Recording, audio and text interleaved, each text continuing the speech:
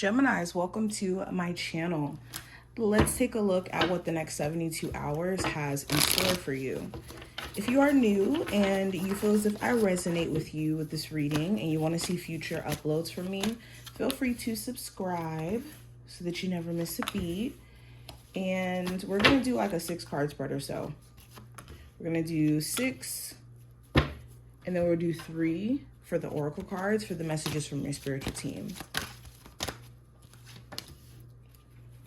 Alrighty, let's see. Gemini, Sun, Moon, Rising, and Venus placements. What are the messages coming through for the next 72 hours? Okay, cool. So let's go ahead and jump straight in. The first card is going to represent the general energy for you. We have the World card. So the World card talks about a full circle moment where we successfully close a cycle in our lives and we're able to successfully grasp the lesson and move forward. And this is also closing a cycle of repetitiveness because we have this circular energy going on in this card. So there may have been repetitive on and on and on cycles where it's like enough is enough. And I think that you guys are drawing the line, or you're creating better boundaries based off of whatever this lesson may be, either within yourself or with others, or just, again, learning something valuable in regards to just repetitiveness in your life that just needed to stop. I also see traveling being like a thing. Some of you guys will be either traveling during this time frame or making moves or plans to actually do this, or like relocation being a thing as well. Okay, you could also be successfully completing something, like successfully completing a class, successfully completing a journey, a relationship. Something is closing here. Now, going into career and finance, I have the 9 of Swords. So the 9 of Swords talks about thinking a lot, like anxious thinking. So for some of my Geminis, you could be a bit anxious when it comes to either hearing back from places that you've already applied to or that you've already interviewed for. For others of you, it's the anxiousness around wanting like more money or more of a financial increase, or even feeling like a job is just stressful, mentally taxing, either the environment, the customers or clients you deal with. Okay, there could be things outside of work that just are a bit annoying and it makes you kind of lose your sense of focus. So the 9 of Swords is that card of like grounding mentally. And also stress relief to some degree. Now, going into what I see for love, we have the 2 of Wands. So the 2 of Wands talks about being torn and also having a clear idea, like long-term, what you want for yourself. So for my single Geminis, you could be torn where it's like, should I explore dating new people, or should I continue to entertain someone who I've been getting to know or I've been dealing with, but things have just been kind of in between. For others of you, you could be at a place to where it's like, should I just focus on myself or allow myself to date? So it's this question of what is the best thing for you to do right now. You know what you would like to see yourself experience and love long term, but there's just certain things you're in question of. For my Geminis in a relationship, you could be like looking at your person's actions, and based off of what they're doing or showing you, you're going to be making your decision on how to approach them or how to deal with them. Especially if they've been playing like an in-between role.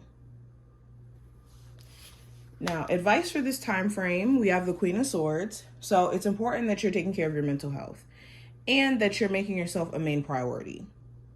Also speaking your truth, like exercising your throat chakra. Anytime that you are biting your tongue for the sake of keeping people in your space or in your energy, it's going to make you feel uncomfortable. Also, aim for clarity in whatever communication or conversation you have during this time frame. Try not to let it get to that point of like arguing or there being even more misunderstanding. There's also being honest with yourself, like where you are just kind of drained or irritated, or you just need to kind of draw some boundaries. Being honest with yourself about that is going to be important. Now, a possible challenge you may run into, we do have the Two of Swords. So the challenge may be you being kind of torn, you being in a in-between position when it comes to a decision.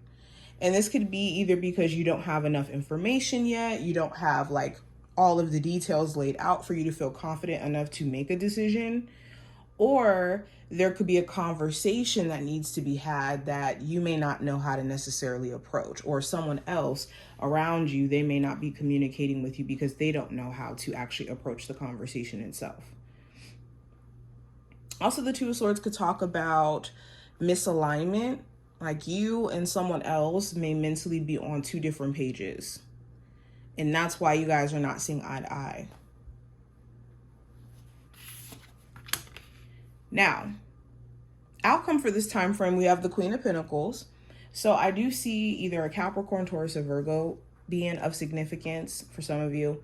For others of you, it's more so not an earth sign, but someone who you're dealing with, you're questioning, like, can I trust this person? They could be trying to be very nurturing or supportive, helpful. They could be offering to, help you financially. And